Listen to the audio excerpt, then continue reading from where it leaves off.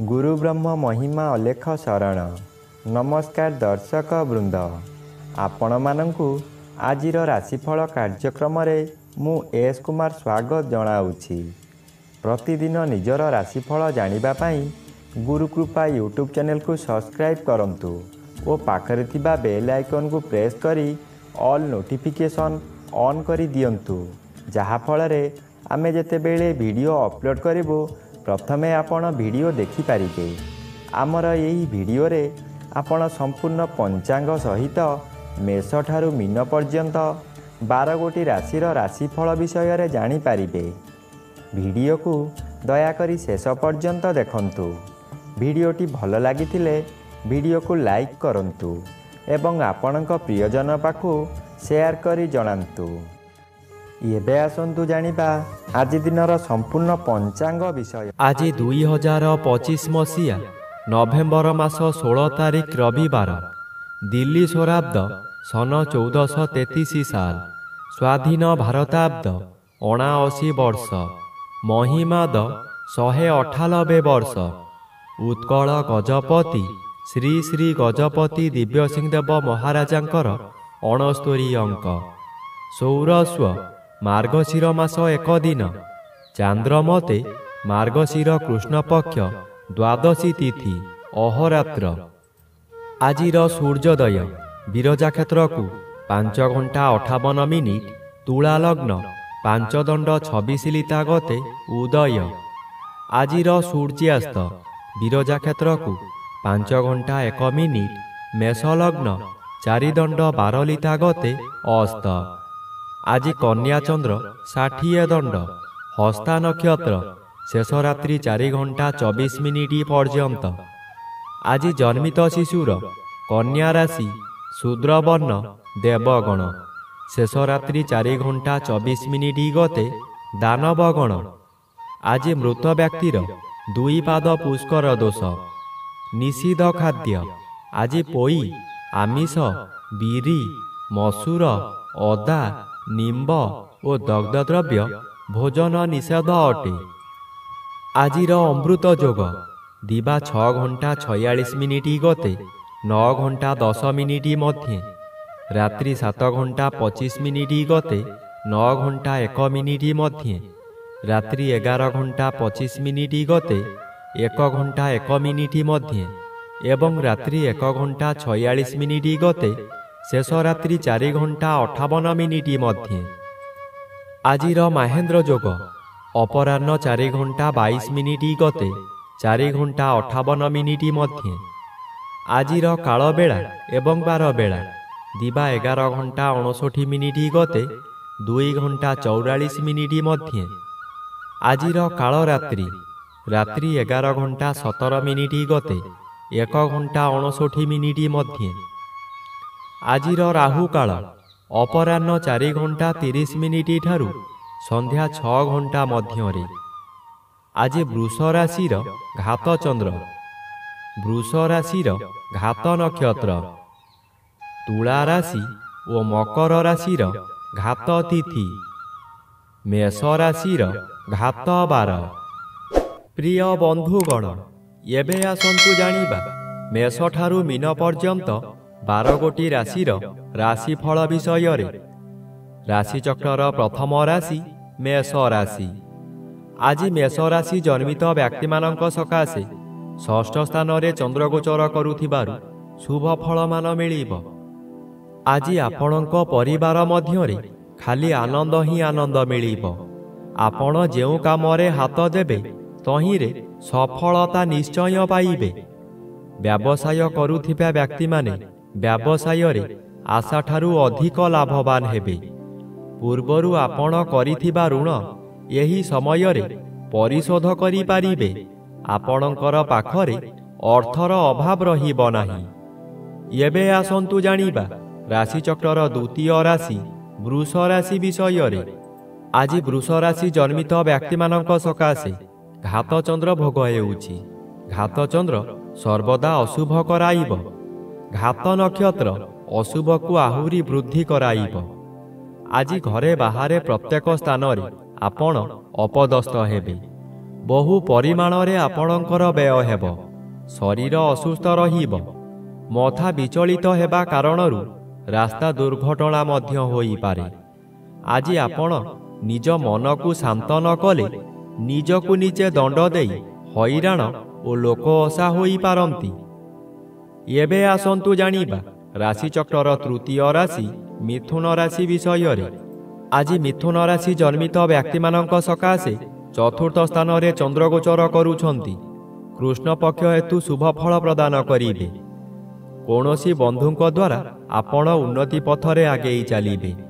ହଠାତ୍ ଅର୍ଥ ବ୍ୟୟ ହେଲେ ମଧ୍ୟ କୌଣସିଠାରୁ ଅର୍ଥ ମିଳିଯିବ।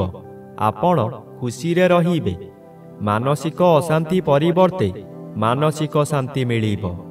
ହଠାତ୍ କୌଣସି ସ୍ଥାନରୁ ଶୁଭ ଖବର ପାଇ ବିଦେଶ ଯାତ୍ରା କରିପାରନ୍ତି। ମନରେ ଆନନ୍ଦ ଉତ୍ସାହ ଭରି ଉଠିବ।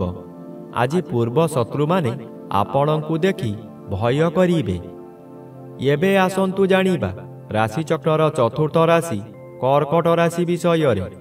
ଆଜି କର୍କଟ ରାଶି ଜନ୍ମିତ ବ୍ୟକ୍ତିମାନଙ୍କ ସକାଶେ ତୃତୀୟ ଚନ୍ଦ୍ର ବାଧାପ୍ରାପ୍ତ ଅଛନ୍ତି। ଶୁଭ ଫଳ ବଦଳରେ ଅଶୁଭ ଫଳ ପ୍ରଦାନ କରିବେ। ଆପଣ ହଠାତ୍ କେଉଁଠାରୁ ଦୁଃଖଦାୟକ ଖବର ପାଇ ବାଧ୍ୟ ହେବେ ଧନ ବ୍ୟୟ କରିବାକୁ। ପରିବାର ମଧ୍ୟରେ କାହାରି ଶରୀର ଅସୁସ୍ଥ ରହିପାରେ। ଆପଣଙ୍କର ମନୋବଳ କମିଯିବା କାରଣରୁ ଆପଣଙ୍କର ସ୍ୱାସ୍ଥ୍ୟରେ ମଧ୍ୟ ଅବନତି ଦେଖାଦେବ। ଆଜି ଯେକୌଣସି କାର୍ଯ୍ୟ କରିବା ପୂର୍ବରୁ ନିଜକୁ ନିଜେ ବାଧା ଦେବେ। ସ୍ୱାମୀ ସ୍ତ୍ରୀ ହେଉ କିମ୍ବା ନିଜ ସହକର୍ମୀମାନଙ୍କ ସହ ହେଉ କିଛି ଅପ୍ରୀତିକର ପରିସ୍ଥିତି ଉପୁଜିପାରେ। ଏବେ ଆସନ୍ତୁ ଜାଣିବା ରାଶିଚକ୍ରର ପଞ୍ଚମ ରାଶି ସିଂହ ରାଶି ବିଷୟରେ। ଆଜି ସିଂହ ରାଶି ଜନ୍ମିତ ବ୍ୟକ୍ତିମାନଙ୍କ ସକାଶେ ଦ୍ୱିତୀୟ ସ୍ଥାନରେ ଚନ୍ଦ୍ରଗୋଚର କରୁଥିବାରୁ ଅଶୁଭ ଫଳ ମିଳିବ। ଆପଣଙ୍କ କାର୍ଯ୍ୟକୁ ବନ୍ଧୁମାନେ ସମାଲୋଚନା କରିବେ। ଦ୍ୱିତୀୟ ଗୃହ ଧନ ଗୃହ ଓ ପରିବାର ଗୃହ ହୋଇଥିବାରୁ ଆପଣଙ୍କ ନିଜ ଲୋକମାନେ ଶତ୍ରୁତା କରିବେ। ବହୁ ଅର୍ଥ ବ୍ୟୟ କରାଇ ଆପଣଙ୍କୁ ବର୍ବାଦ କରାଇଦେବେ। ଆଜି ଆପଣ ହତୋତ୍ସାହ ହୋଇପଡ଼ିବେ। ପିଲାମାନେ ଆପଣଙ୍କର ନିର୍ଦ୍ଦେଶର ବିପରୀତ କାର୍ଯ୍ୟ କରି ବହୁ ସ୍ଥାନରେ ଆପଣଙ୍କୁ ଅପମାନିତ କରିପାରନ୍ତି। ଏବେ ଆସନ୍ତୁ ଜାଣିବା ରାଶିଚକ୍ରର ଷଷ୍ଠ ରାଶି କନ୍ୟା ରାଶି ବିଷୟରେ। ଆଜି କନ୍ୟା ରାଶି ଜନ୍ମିତ ବ୍ୟକ୍ତିମାନଙ୍କ ସକାଶେ ଶ୍ରୀଚନ୍ଦ୍ର ଗୋଚର କରୁଥିବାରୁ କେତେକାଂଶରେ ଶୁଭ ଫଳ ମିଳିବ। ଘରକୁ କୌଣସି ଅତିଥି ଆଗମନ କରିପାରନ୍ତି। ଗୃହରେ ଖାଇବା ଧୁମଧାମ ହେବ। ନୂତନ ବସ୍ତ୍ର ଆଭୂଷଣ ବ୍ୟବହାର କରିବେ। ଯଦି କୌଣସି ସ୍ଥାନକୁ ଯାତ୍ରା କରିବାର ଅଛି ସ୍ଥଗିତ ରଖନ୍ତୁ। ପଶୁ କ୍ରୟ ବିକ୍ରୟ କରନ୍ତୁ ନାହିଁ। ଖରିଦ କରିଥିବା ପଶୁ ନଷ୍ଟ ହୋଇଯାଇପାରେ। ଆଜି ଗଣ୍ଡଗୋଳ କାର୍ଯ୍ୟଠାରୁ ଦୂରେଇ ରୁହନ୍ତୁ। ଆଜି ଦିନରେ ଗୃହାରମ୍ଭ କିମ୍ବା ଗୃହ ପ୍ରତିଷ୍ଠା ମଧ୍ୟ କରନ୍ତୁ ନାହିଁ। ଏବେ ଆସନ୍ତୁ ଜାଣିବା ରାଶିଚକ୍ରର ସପ୍ତମ ରାଶି ତୁଳା ରାଶି ବିଷୟରେ। ଆଜି ତୁଳା ରାଶି ଜନ୍ମିତ ବ୍ୟକ୍ତିମାନଙ୍କ ସକାଶେ ଦ୍ୱାଦଶ ସ୍ଥାନରେ ଚନ୍ଦ୍ରଗୋଚର କରୁଥିବାରୁ କିଛି ଶୁଭ ଫଳ ମିଳିବ, ଯାହାଦ୍ୱାରା ପରିବାର ମଧ୍ୟରେ ଶାନ୍ତି ଆସିବ। ସ୍ୱାମୀ ସ୍ତ୍ରୀଙ୍କ ମଧ୍ୟରେ ପୂର୍ବମାନ ମନାନ୍ତର ଆପୋଷ ବୁଝାମଣାରେ ତୁଟିଯିବ। ଦ୍ୱାଦଶ ଚନ୍ଦ୍ର ବିଦେଶ ଯାତ୍ରା କରାଇପାରେ, କିନ୍ତୁ କୃଷ୍ଣ ପକ୍ଷରେ ଗଲେ ଶୁଭ ଫଳ ନିଶ୍ଚୟ ମିଳିବ। ଆପଣଙ୍କର କାର୍ଯ୍ୟ ସଫଳ ହେବ। ଏହି ସମୟରେ ଧର୍ମ କାମ କରି କିଛି ଧର୍ମ ସଞ୍ଚୟ କରିପାରନ୍ତି। ଏହି ଧର୍ମ ଆପଣଙ୍କର ଶେଷ ସମୟକୁ ଗଚ୍ଛିତ ହୋଇ ରହିବ। ଏବେ ଆସନ୍ତୁ ଜାଣିବା ରାଶିଚକ୍ରର ଅଷ୍ଟମ ରାଶି ବିଛା ରାଶି ବିଷୟରେ। ଆଜି ବିଛା ରାଶି ଜନ୍ମିତ ବ୍ୟକ୍ତିମାନଙ୍କ ସକାଶେ ଏକାଦଶ ସ୍ଥାନରେ ଚନ୍ଦ୍ରଗୋଚର କରୁଛନ୍ତି। ଶୁଭ ଫଳ ପ୍ରଦାନ କରିବେ। ଆଜି ଆପଣଙ୍କୁ ଅଚାନକ ଶୁଭ ଖବର ମିଳିବ। ବ୍ୟବସାୟୀମାନେ ଏହି ସମୟରେ ଆଶାଠାରୁ ଅଧିକ ଲାଭବାନ ହେବେ। ପୂର୍ବରୁ ଯେଉଁ କାର୍ଯ୍ୟ ସକାଶେ ଆପଣ ଅପେକ୍ଷା କରି ହତାଶ ହୋଇଥିଲେ, ଆଜି ସେ କାର୍ଯ୍ୟ ପୂରଣ ହେବ। ଆପଣ ଆଜି ସ୍ୱାଦିଷ୍ଟ ଖାଦ୍ୟ ପ୍ରସ୍ତୁତ କରି ନିଜେ ଭୋଜନ କରିବା ସହିତ ଅନ୍ୟମାନଙ୍କୁ ଖୁଆଇ ଆନନ୍ଦ ପାଇବା ସହିତ ଧର୍ମ ମଧ୍ୟ ସଞ୍ଚିତ କରିପାରିବେ। ଏବେ ଆସନ୍ତୁ ଜାଣିବା ରାଶିଚକ୍ରର ନବମ ରାଶି ଧନୁ ରାଶି ବିଷୟରେ। ଆଜି ଧନୁ ରାଶି ଜନ୍ମିତ ବ୍ୟକ୍ତିମାନଙ୍କ ସକାଶେ ଦଶମ ଚନ୍ଦ୍ର ଅନ୍ୟ ଗ୍ରହ ଦ୍ୱାରା ବାଧାପ୍ରାପ୍ତ ଅଛନ୍ତି। ଏଣୁ ଶୁଭ ଫଳ ବଦଳରେ ଅଶୁଭ ଫଳ ପ୍ରଦାନ କରିବେ। ଆଜି ଆପଣଙ୍କ କର୍ମକ୍ଷେତ୍ରରେ ଅପଯଶ ଅପମାନ ମିଳିବ। ଦୁର୍ନାମ ଆପଣଙ୍କର ପିଛା ଛାଡ଼ିବ ନାହିଁ। ସଫଳତା ପାଉଥିବା କାର୍ଯ୍ୟରୁ ବିଫଳତା ମିଳିବ। ଆପଣଙ୍କର ଇଚ୍ଛା ପୂରଣ ହେବ ନାହିଁ। ଆପଣ ଯାହା ସହଜ ବୋଲି ଭାବୁଥିଲେ ତାହା ବହୁ କଷ୍ଟକର ହେବ। ଆପଣଙ୍କର କୌଣସି କାର୍ଯ୍ୟ ପୂରଣ ହେବ ନାହିଁ। ଏବେ ଆସନ୍ତୁ ଜାଣିବା ରାଶିଚକ୍ରର ଦଶମ ରାଶି ମକର ରାଶି ବିଷୟରେ।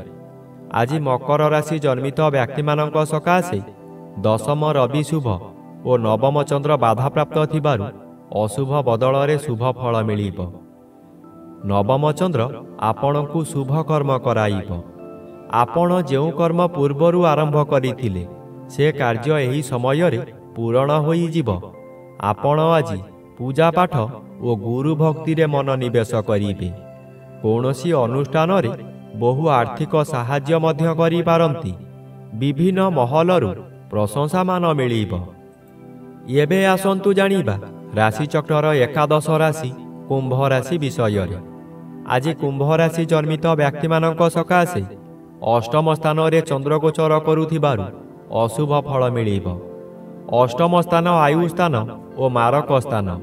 ଚନ୍ଦ୍ର ଏପରି ଏକ ଗ୍ରହ ମୃତ୍ୟୁକୁ ମଧ୍ୟ ମାରିପାରେ। ଚନ୍ଦ୍ର ଅଷ୍ଟମରେ ଭ୍ରମଣ କରୁଥିବା ସମୟରେ ବହୁ ଦୁର୍ଘଟଣା ମଧ୍ୟ ଘଟାଇପାରେ।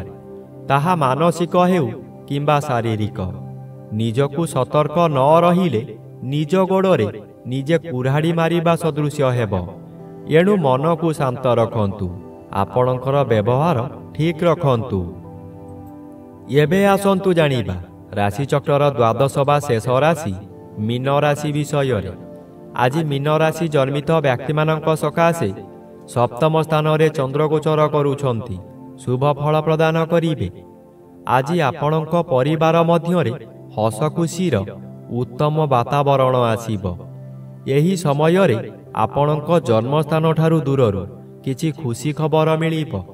ଆପଣଙ୍କର ଆୟ ବୃଦ୍ଧି ହେବ। ସ୍ୱାମୀ କିମ୍ବା ସ୍ତ୍ରୀ ଜଣେ ଅନ୍ୟ ଜଣଙ୍କୁ ନିବିଡ଼ ଭାବରେ ଭଲ ପାଇବେ। ଯାହା ବ୍ୟବସାୟ କରୁଛନ୍ତି ତହିଁରେ ଆଶାଠାରୁ ଅଧିକ ଆୟ ହେବ। ଭବିଷ୍ୟତ ସକାଶେ ସଞ୍ଚୟ ହେବ।